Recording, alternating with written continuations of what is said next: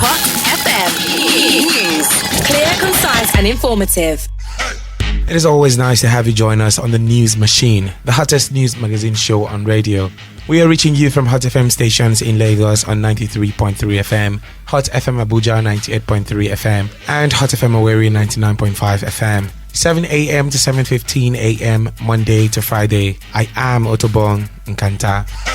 This morning on the News Machine. Ignore rumors, Tinubu's ministerial list is not ready, says presidency. President Tinubu suspends tax on telecom services, signs for executive orders. Peter Obi's Labour Party membership already settled in court, says lawyer. And IG sanctions Edo policeman who ran over handcuffed man. We will also be linking up for the voices in the news. The News Machine will be back after these messages. Now you can get your news on. Hot, fresh, exciting, and exclusive. The News Machine. Reaching you at the same time in Lagos, Abuja, and Owerri. 3 states for the price of 1. Monday to Friday, 7 a.m. to 7:15 a.m. The News Machine. More than just news. Hot FM. We are more than just radio. Welcome back to the News Machine. The Acting Inspector General of Police, Olukayode Botokun, has said the police officers accused of running over a man in handcuffs in Edo State are facing disciplinary charges and administrative procedure. A team of policemen with their official vehicle ran over a handcuffed middle-aged man, dragging him through the road in Ekpoma, Edo State. The incident was said to have caused apprehension in the area. Last Friday, the IG summoned the airing officers to the force headquarters. A statement by the force spokesperson, Muyiwa Dejobi, added that the IG had ordered the disbandment of the unit in the state. The Federal High Court in Abuja has granted bail to the suspended Deputy Commissioner of Police, Abba Kyari. The embattled cop was granted bail by Justice Kolawole Omotosho after 18 months in detention. Recall the National Drug Law Enforcement Agency had declared Kyari wanted over his alleged involvement in a 25-kilogram cocaine deal. He was later taken into custody in February 2022 after the NDLEA alleged tampering with drug exhibits and was remanded in Kuje Prison, Abuja. President Bola Tinubu spokesperson Dele Alake has said that the president's ministerial list is not ready. The special advisor to the president on special duties, communications and strategy made this known during a briefing with journalists at the State House in Abuja. Alake urged Nigerians to disregard the rumors surrounding the awaited ministerial list. The simple truth is that this is an executive presidency. It's not. We are not running a parliamentary system.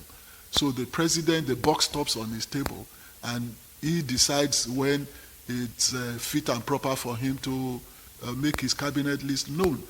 We are not unaware of all the speculations and innuendos and rumors, all kinds of things in the media. But I, as a media man, I chuckle to myself that people want to sell. So they just fabricate. I can tell you all of those things you've been reading in the media are mere fabrications. There is no iota of truth in all of those things. When the president is good and ready, you will be the first to know about his intentions. Tinubu, having been sworn in as president on May 29, 2023, is expected to submit his ministerial list to the Senate before July 29. The authenticity of Mr. Peter Obi's membership in the Labour Party has already been decided by the Court of Appeal. This is according to Mr. Peter Obi's lawyer, Dr. Olivi Uzoku. Dr. Uzoku urged Nigerians to ignore fictitious evidence and opposition propaganda that sought to present a different picture. Now, it's very simple.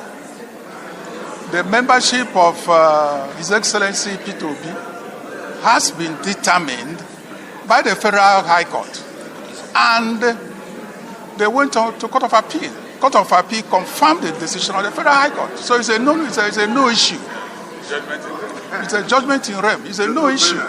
So we don't want to edify anybody by joining issues with something that does not exist. It's as simple as that. The ruling All Progressives Congress, APC and Bola Tinubu on Wednesday closed their case in the ongoing hearing of the petition filed by the Labour Party candidate Peter Obi.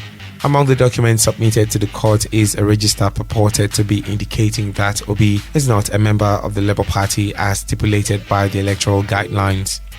Now it's time to get the trendy stories from the News Machine studios at Hot FM 98.3 Abuja. Let's hook up with more news coming from the nation's capital.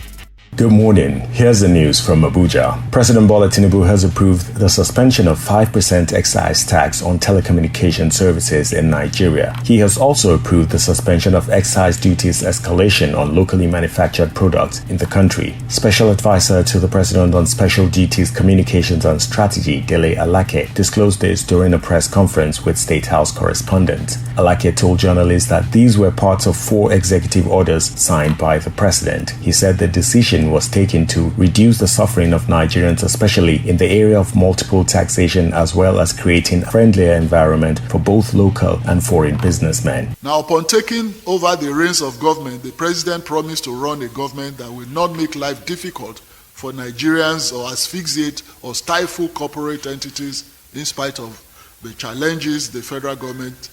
In spite of these challenges, this federal government is irrevocably committed to this pledge.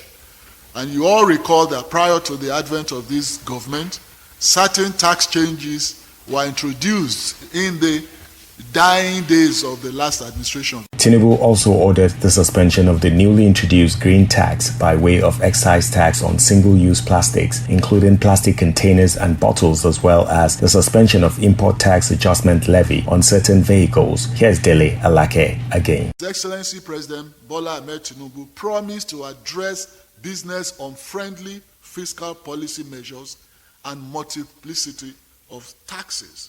Consequently, President Bola Tinubu, in fidelity to the pledge to put Nigerians at the center of government policies, has signed the following executive orders.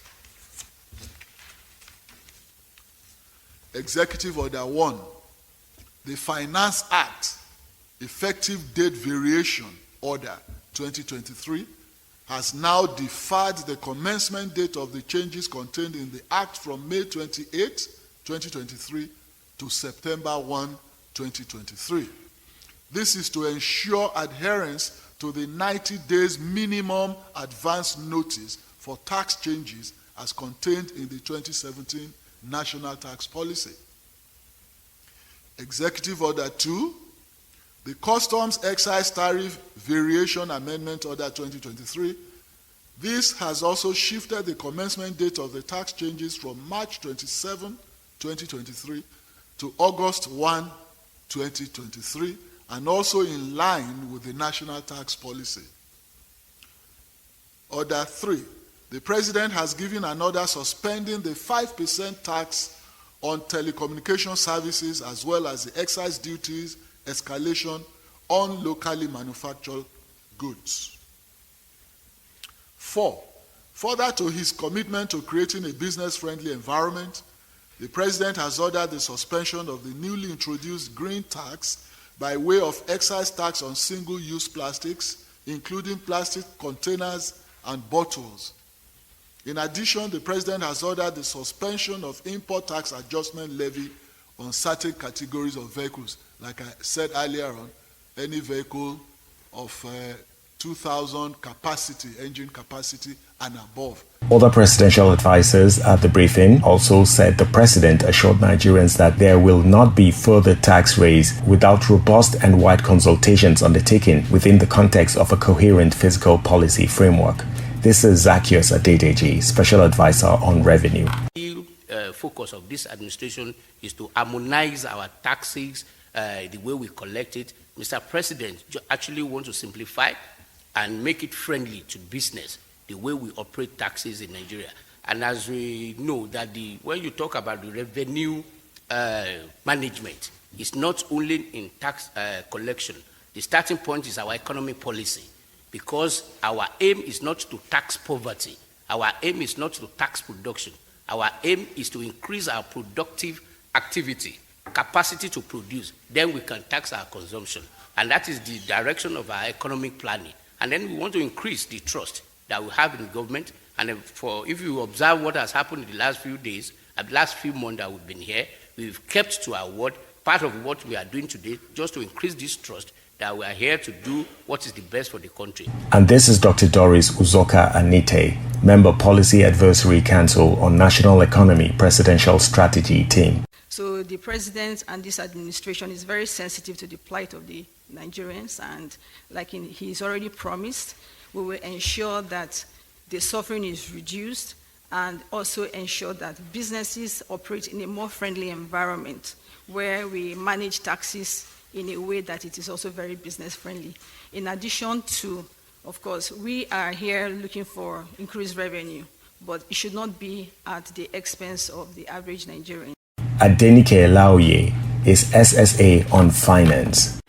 Any cost that has been passed over to the consumers will also be suspended, and this will be enforced through the consumer protection agencies of the government.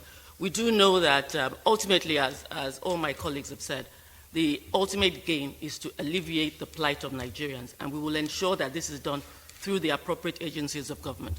In a bid to address concerns raised by manufacturers and other stakeholders regarding the recent tax changes, President Tinubu had now signed 4 executive orders, one of which is the suspension of 5% excise tax on telecommunication services, as well as the excise duty escalation on locally manufactured products. And that's all from our Hot FM studio in Abuja. I'm Kevin Joseph La, back to Lagos. All right, let's link up with the News Machine studios at Hot FM 99.5 Owerri for the trending news happening in the southeastern part of the country.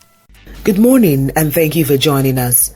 The lingering controversy and tension over the relocation of the Nekede Zoo in Imo State by Governor Hope Uzodinma has refused to abate, as the people of Umuejechi Nekede has notified that all the lands comprised in the former Agricultural Development Corporation (ADC), which includes the moribund Nekede Zoo and the adjoining lands which the government of Imo State is presently trespassing into, are the bona fide property of the people of Umuejechi Nekede, citing the judgment of the High Court of Imo State as affirmed by the Court of Appeal. The Umuejechi Central Assembly stressed that anybody dealing with the government of Imo State or any of its agencies over the land or any part of it does so at his or her own risk, as the land does not belong to the government of Imo State. The dispute over the land escalated in February when Governor Uzodinma relocated the animals in the zoo to Jos Zoological Garden. Before the relocation of the wildlife, there were speculations that the zoo would be converted to an estate. In a statement, the group advised Governor Hope Uzodinma of Imo State to reconsider the decision, saying that it would send the wrong signal to the global community, especially after he promised during the 2020 World Wildlife Day commemoration in Owerri that his administration would upgrade the facility to international standards. Governor Alex Otti of Abia State says his state will transition to a Treasury Single Account TSA by September this year. The announcement was contained in a statement issued via his verified Twitter handle on Thursday. Otti said the move will centralize all state revenue and payments, noting that the initiative will enhance transparency and efficiency. While urging stakeholders in the state to embrace this shift as it is in the best interest of Abia and its people, Otti said the system will fight fraud, streamline tax payments, generate employment, and attract investors. That's all from the News Machine studios at Hot FM Owerri. Back to our studios in Lagos. I am Ifeyunwa Nwana. You are listening to the News Machine, reaching you from our stations in Lagos, Abuja, and Owerri, 7 a.m. to 7:15 a.m. Monday to Friday. Let's hear what correspondent Nessa Sani has for us on Voices in the News. Olufemi Ayodele, spokesman for Civil Defense Corps in Rivers State, responding to protest by tanker drivers. And proceeded to the Federal High Court to seek for the forfeiture of the content, and it was actually granted. And before the content were forfeited, the command also made an advert in the dailies, in Punch and one other local dailies, to inform the public about the action that is about to be taken. So at this juncture, we got very embarrassed to see innumerable trucks parked in front of the River State Command. It's very, very disheartening. It's very, very embarrassing. However, as an agency, we are inviting the NUPENG officials and the management to come to us, to come to a round table so that we can discuss this matter amicably. Also, remember you can listen to the episodes of The News Machine and see videos of more news stories online at hotfm.ng. And that's all we have for you in today's edition of The News Machine. Thank you for listening and do have a lovely day ahead. Good morning.